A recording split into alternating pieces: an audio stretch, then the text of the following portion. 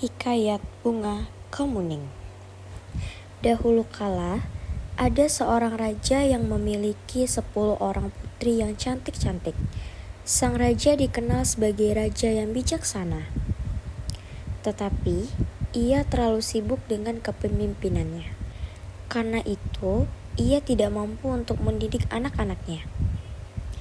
Istri sang raja sudah meninggal dunia ketika melahirkan anaknya yang bungsu. Sehingga anak sang raja diasuh oleh inang pengasuh. Putri-putri raja menjadi anak yang manja dan nakal. Mereka hanya suka bermain. Di danau, mereka tak mau belajar dan juga tak mau membantu ayah mereka. Pertengkaran sering terjadi di antara mereka. Ke-10 putri itu dinamai dengan nama-nama warna. Putri sulung bernama Putri Ambon. Adik-adiknya dinamai Putri Jingga, Putri Nila, Putri Hijau, Putri Kelabu, Putri Oranye, Putri Merah Merona, Putri Kuning, dan 2 putri lainnya. Baju yang mereka pakai pun berwarna sama dengan nama mereka. Dengan begitu, sang raja yang sudah tua dapat mengenali mereka dari jauh. Meskipun kecantikan mereka hampir sama, si bungsu, Putri Kuning, sedikit berbeda. Ia tak terlihat manja dan nakal. Sebaliknya, ia selalu riang dan tersenyum ramah kepada siapapun. Ia lebih suka berpergian dengan inang pengasuh daripada dengan kakak-kakaknya. Pada suatu hari, sang raja hendak pergi jauh. Ia mengumpulkan semua putri-putrinya. Aku hendak pergi jauh dan lama. Oleh-oleh apakah yang kalian inginkan? Tanya raja. Aku ingin penghiasan yang mahal.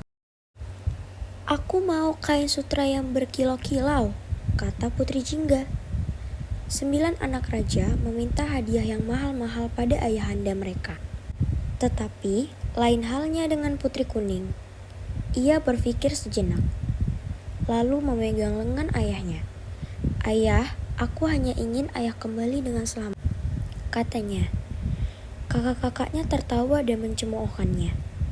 Anakku, sungguh baik perkataanmu. Tentu saja aku akan kembali dengan selamat. Dan kubawakan hadiah indah untukmu, kata sang raja. Tak lama kemudian, raja pun pergi. Selama sang raja pergi, para putri semakin nakal dan malas.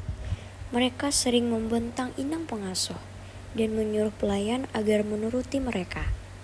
Karena sibuk menuruti permintaan para putri yang rewel, pelayan itu tak sempat membersihkan taman istana. Putri Kuning sangat sedih melihatnya, karena taman adalah tempat kesayangan ayahnya. Tanpa ragu, Putri Kuning mengambil sapu dan mulai membersihkan taman itu.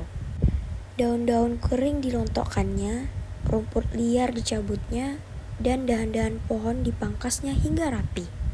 Semua inang pengasuh melarangnya. Namun, Putri Kuning tetap berkeras untuk mengerjakannya. Kakak-kakak Putri Kuning yang melihat adiknya menyapu tertawa keras-keras.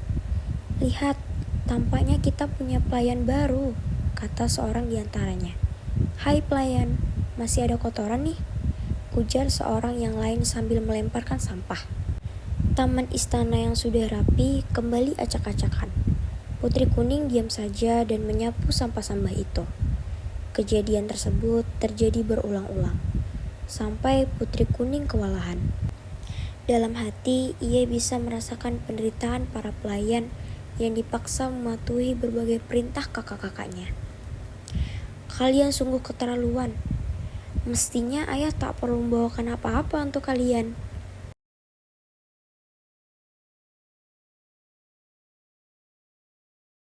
Sudah aku bosan. Kita mandi di danau saja, ajak Putri Nila. Mereka meninggalkan Putri Kuning seorang diri. Begitulah yang terjadi setiap hari. Sampai ayah mereka pulang, ketika sang raja tiba di istana, ke-9 putrinya masih bermain di danau. Sementara Putri Kuning sedang merangkai bunga di teras istana. Mengetahui hal itu, raja menjadi sangat pedih.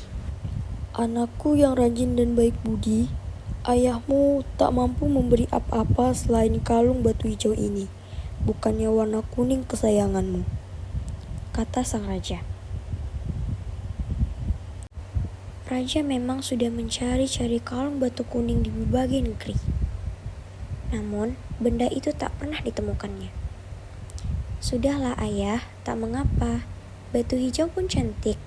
Lihat, serasi benar dengan bajuku yang berwarna kuning, kata Putri Kuning dengan lemah lembut.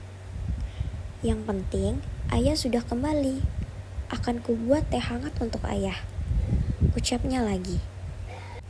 Ketika Putri Kuning sedang membuat teh, kakak-kakaknya berdatangan.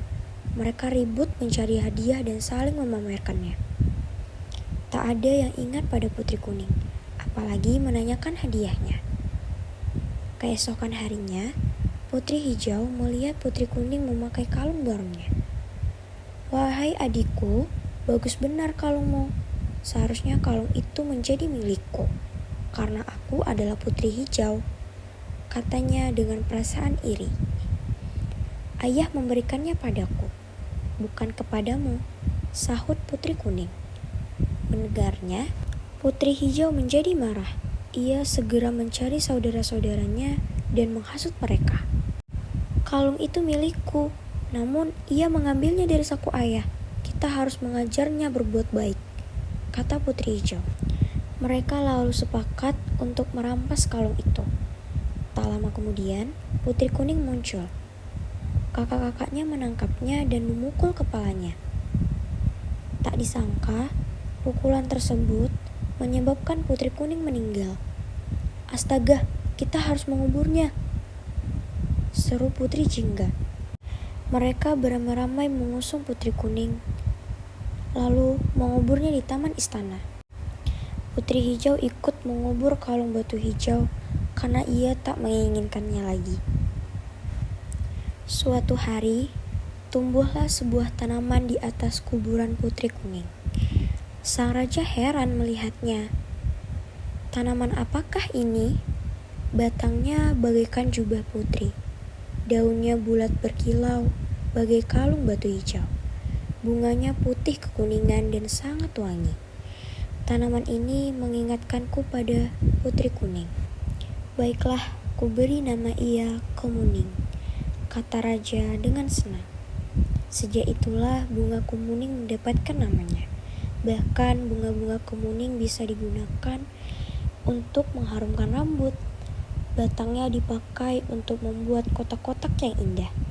Sedangkan kulit kayunya dibuat orang menjadi bedak. Setelah mati pun Putri Kuning masih memberikan kebaikan.